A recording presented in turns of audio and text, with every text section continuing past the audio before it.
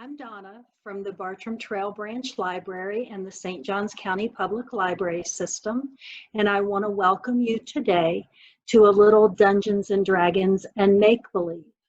First, I want to thank the St. Johns County Public Library and the Friends of the Library of the St. Johns County for providing us the resources to bring this to you today. Hi, Jordan. Hi, Aiden. These are my Dungeon Master experts that are going to teach me today what I need to play Dungeons and Dragons. Hi, Jordan. Where should we start? All right, well, this is Aiden. He is also my fellow Dungeon Master. Hello. So the first place to start is checking out your awesome library for some awesome not textbooks, but player guides that will help you understand the rules, will help you understand how to build a character and how to play. So if you have a really cool library in your area, maybe one nearby, you could start out by checking out some books there first. Well, let me really quickly do a screen share and show my library friends how to find a Dungeons and Dragons book.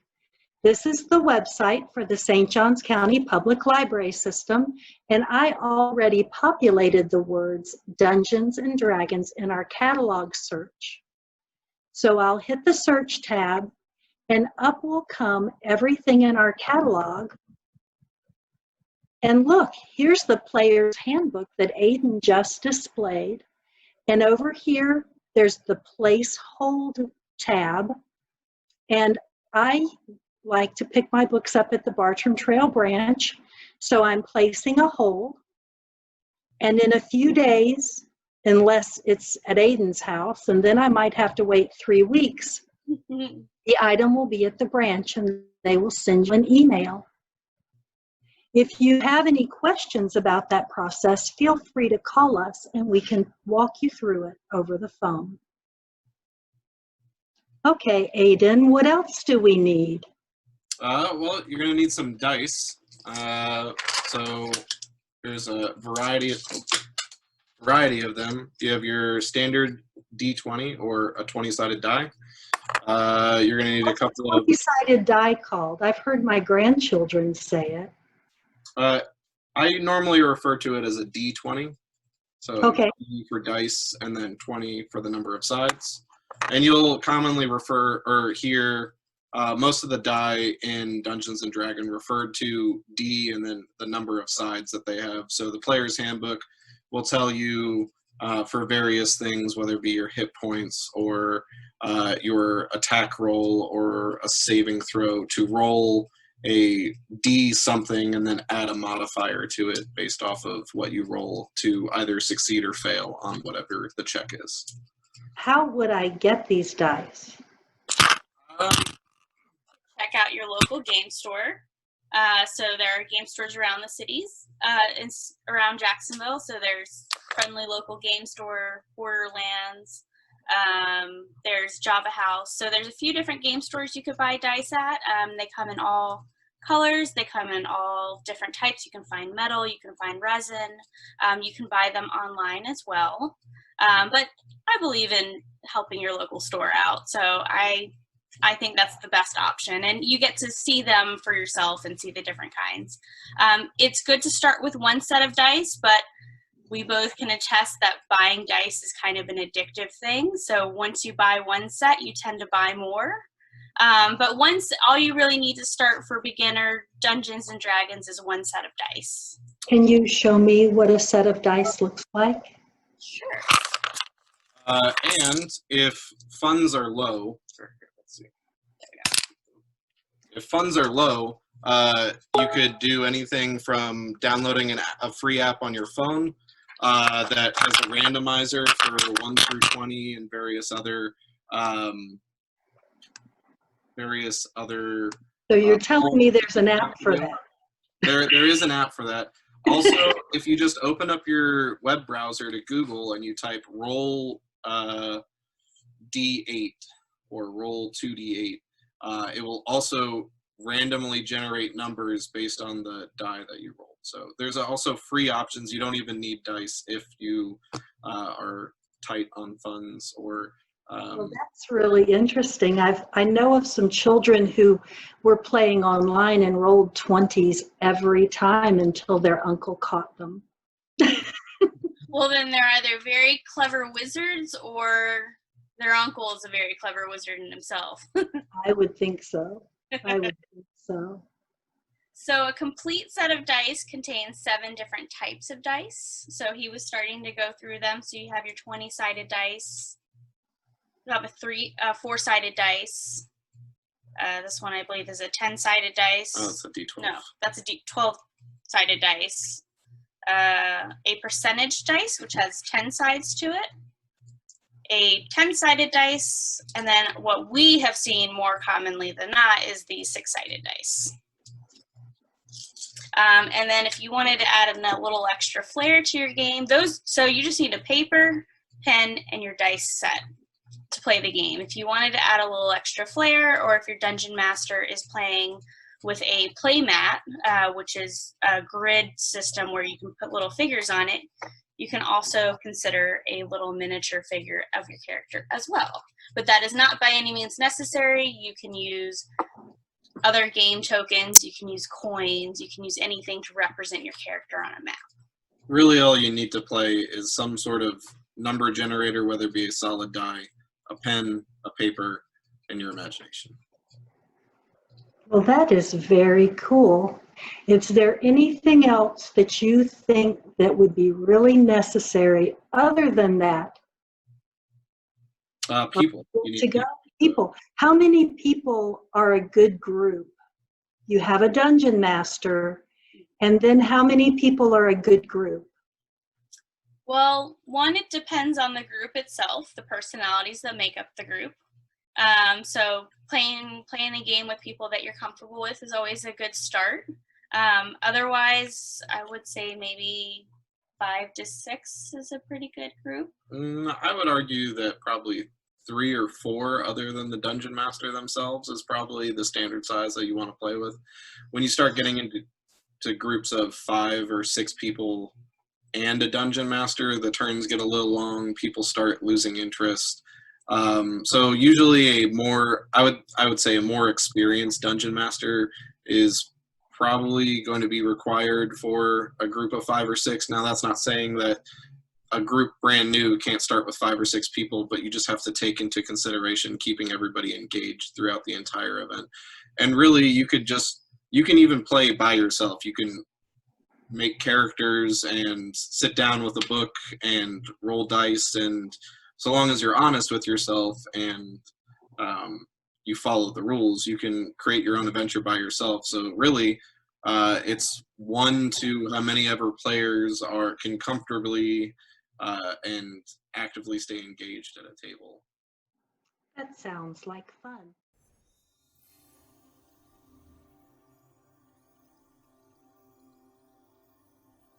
You're both dungeon masters. We are. We have run a couple of games on our own. Do you get to be a character too, or is that your character? You get to, as a dungeon master, you get to be a variety of characters, because you're not only just the narrator of the story, but as your player characters or PCs, so your other guests at the table are interacting with different characters in the setting. So let's say, for example, we're in a city. If they run into a tavern keeper or a musician out on the street, the dungeon master gets to play those characters as well. That sounds like fun. It is fun, and you get to inhabit the mind of a lot of different characters as a dungeon master. The great thing about Dungeons and Dragons is you get to play whatever character you want to play. That would be fun. So you've got your group of friends, but they don't know what characters they want to be. How do you guide them into finding a character that suits them? So there's a couple ways of looking at it, and you can feel free to interrupt me, but One, you can play a character that's as close to your personality as you'd like in a fantastical setting, or you could play a character that's just the complete opposite of you, and you get to be someone completely different for a few hours of the day. Normally what I do when I make a character is I think about what interests me or what would be a fun concept.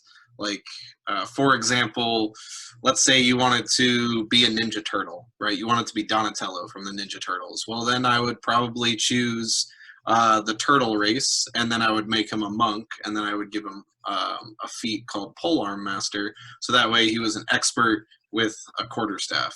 And lo and behold, I have Donatello, the turtle monk, basically. Or it really just, it depends on what you're in the mood for, what you want to portray in the game. You could be just a simple human, or you could be maybe you're an orc, a tiefling. So in character creation, there's a couple different races. So that's the species that you are, and then you get to pick a class, which is basically your job. So you combine the two, and then you get a character, and then you can create a backstory as to how your character came to be in this world. Could I be an alien from far, far away? Could it be Star Trek? We can absolutely make something Star Trek and Dungeons and Dragons. There are different races like the Aasimar race, for instance, that are angels. Or we could have you be something infernal, like a tiefling, which is more. So there's all kinds of races. Now, in the player's handbook, which is the basic guide, there's a few core races and classes that you can play. But if you were to go online, if you were to go to your library, for instance, and log on online, you would be able to find what we call homebrew characters or homebrew classes. So these are different classes or races that people have created out on the internet that have all the statistics and all the rules and all the things you need to build a character for that. So for example, I created a cat alchemist. And that's not in the core rule book, but I managed to find that on the internet using an old template. Well, I know that when we hosted Dungeons and Dragons in the branch, we had character sheets, which the players used because who can remember all of this? To write down their backstories and their selections and their powers that their character has, so that they can go out and fight for the forces of good or whatever. Right, whatever it is your quest is. Yes, so you can find character sheets online. You can find them in the player's handbook in the back. And yeah, it absolutely keeps track of all of your statistics, or what we call stats. It keeps track of all of the different feats that you can do, all of your different actions, spells if you're a spellcaster. So it's a pretty easy process of populating everything within the player's handbook. With each class, they actually have a character build where it tells you this is how you build the character step by step in order to create, for example, an Elven Ranger, if that's what you wanted to play. Or a halfling barbarian. Or a halfling barbarian. Mix it up. Don't be afraid to mix it up. There are some races and classes that go more traditionally together, but the great thing about Dungeons & Dragons is you can create whatever character fits you. Well, that sounds like a lot of fun. I just know that there's a lot of planning that goes into these characters, and it's a time-consuming game that people play. It's very mindful. And allows you to use a lot of creativity and imagination, and it's a lot of fun.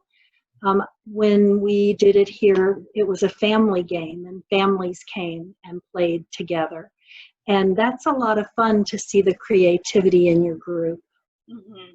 Absolutely, and it's a fun game to just see what you can come up with. And I'm sure we'll talk later about gameplay, but a lot of Dungeons and Dragons is what would you do in these situations, and having to think on the spot and say, well, what would my halfling barbarian character do when confronted with this situation? Probably rage. Probably rage. Rage is most likely what they would do. That's the one emotion. Oh, okay. Well, is there anything else that you want to share with me today about character development? If you have any questions about character development, your Dungeon Master is going to be your best resource. They can tell you a little bit more about the setting that they're going to be playing in, where your character might fit in. They could help you find other character statistics or races or classes that would fit what you want to do with your character. So your Dungeon Master is going to be your best friend, at least in the beginning of the game. And then along with that, so part of character creation is coming up with a background. So it's really easy to go, yep, I want to be a gnome, and I want to be a wizard, and now I have a gnome wizard. Okay, well, everyone has a story, right? So I have a where I came from is one story, where Jordan came from is another story, and we don't have the same exact experiences. So putting some time and thought into your character, their background, where they came from, what experiences, and the player handbook, or the player's handbook, I should say, has various backgrounds in it to give you kind of a baseline of where your character comes from, of what they've experienced in the past, and it's on page 121 of the player's handbook. It goes through various backgrounds. You can be anything, or you could have a background in terms of an acolyte. You could be a charlatan. You could be a criminal. You could be a sage, an outlander, and various things that are associated with these backgrounds will provide you with extra benefits to your character, or maybe a character flaw. So, for example, like the outlander, they have personality traits, ideals, bond, and flaw. For your personality trait, you can either just pick one of the ones on the list, such as I'm driven by a wanderlust that led me away from home, or you can roll randomly and then it will pick one for you. Your ideal. What's going to be my question is, do the dice choose your fortune? It certainly can. This is a game where the dice can tell the story, but you also have a lot of agency in it as well.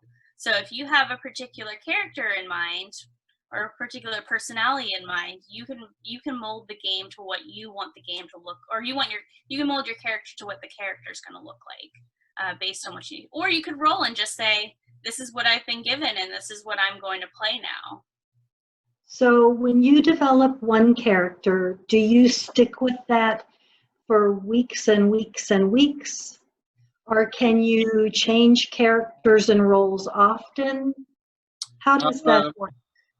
So it depends. That's a pretty extensive question.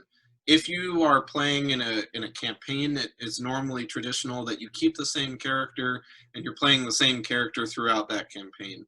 Now, there is the possibility that your character could die. They could decide that they're Bilbo Baggins and they want to go stand up against Sauron mano a mano, and that probably end your character death.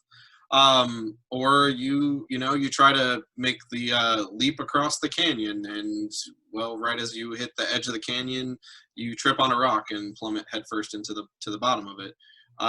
So there's possibilities that your character can die, and if that happens, normally you work with your game or with your dungeon master to generate a new character.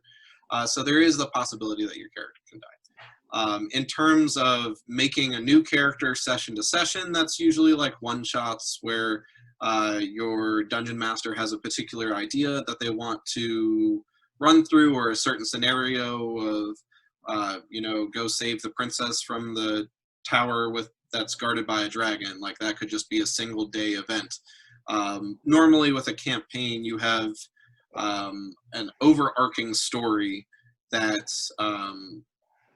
or links all the sessions together.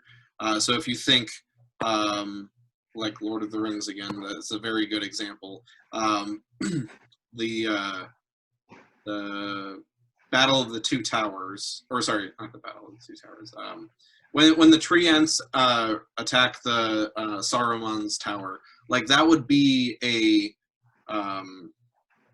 what's the word? That would be a scenario. Yeah, that would be a scenario, or that would be a session for the campaign. But the campaign overall is the overarching story. is, you know, Frodo has to go to Mount Doom and throw the ring into the volcano. Like, that's the overall objective of the campaign, and the things that happen along the way, along that adventure, are the different sessions that you play. So normally, like, Frodo could be considered a player character, or a PC, and that's somebody's character from start to finish. And he got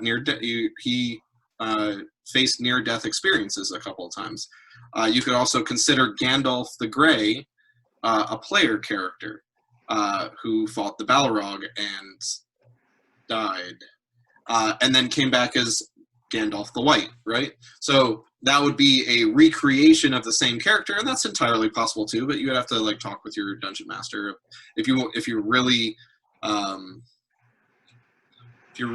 smitten with a certain character, you can always just keep playing the same character, but a variation of it, or et cetera, et cetera. And if you're not that invested, you can morph into someone else. Absolutely. So that's where talking to your dungeon master is going to be really important. Say, hey, I played this character for a couple campaigns, and I'm just not jiving with it. Can we play another character? And that's where your dungeon master will narratively find a new way of getting your old character out and bringing in your new character. And that happens in campaigns all the time. The other thing I would also say is that sometimes, you know, you're improvising in this role. So I would give your characters a couple sessions to see how you jive with them and how that's going to work for you, and the decisions that they make, because the decisions you make throughout the campaign are all part of character development in terms of the story. So you're not going to be comfortable with a new character immediately. So I would give it a couple sessions. If you just find it's not your thing, it's not your thing, and that's totally okay. So do you find that you play weekly or bi-weekly, or just when you get a chance? So we are very lucky that we get to play near weekly with our group, and there's a couple different ways of finding a group. Sometimes it's just getting your friends together to play, and you decide on a game session calendar that works best for you, weekly or bi-weekly or even monthly, depending on what your schedules are. But the key is playing consistently. And then, you know, if you don't have a group of friends, maybe you have a library system that will play games for you. There are ways you can find other players online or whatnot, but I would focus on starting close to home first and then branching out from there. And you just don't know who might be interested in playing Dungeons and Dragons with you. Other options you have available is your local game store. If they sell Dungeons and Dragons products, and it really doesn't have to be Dungeons and Dragons, it could be literally any tabletop role-playing game. They have everything from Warhammer to Star Trek, Star Wars, Cyberpunk. They have all sorts of role-playing games, and they more or less follow the same rules. You'll have to check out the book from your local library just to see what it's about, what interests you. But again, we're focusing Dungeons and Dragons specifically here, and even more specifically, 5th edition is what we're talking about. But to go back to the point I was making is your local game stores have this thing called Adventure League, which they may run, which you create a character in Dungeons and Dragons through Wizards of the Coast, which is free. And Wizards of the Coast are the people who publish Dungeons and Dragons. Correct. And then you take that character sheet and you go to Adventure League and you say, hey, I would like to play Adventure League. And they're like, awesome, let me take a look at your character sheet. It meets all the rules for Adventure League. Welcome to Adventure League. And there's somebody there, just like you do at the library, that runs a Dungeons and Dragons session. And that's more of like a pickup sort of game where you don't even need a group of friends to play. Maybe all of your friends are super interested in sports and want nothing to do with dice and role-playing. And you just want to escape from reality for a week, and you create a character and you go play Adventure League. Or I like talking with my coworkers, getting my coworkers interested. A handful of them like to play. My girlfriend plays. Really lucky that we share that interest. So it really, whoever you find to play with you that is interested and to generate interest that way, and just excited, don't force it on anybody. And the great thing about Dungeons and Dragons is it's a game open to everybody. You don't have to be a particular type of person or have particular types of interests. You can tailor the game to just about anything you're interested in. And there's all kinds of different campaign settings.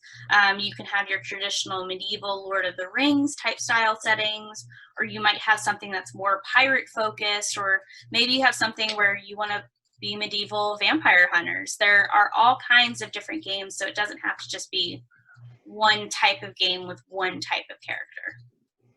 That sounds like a lot of fun, and I think we'll stop today with character development.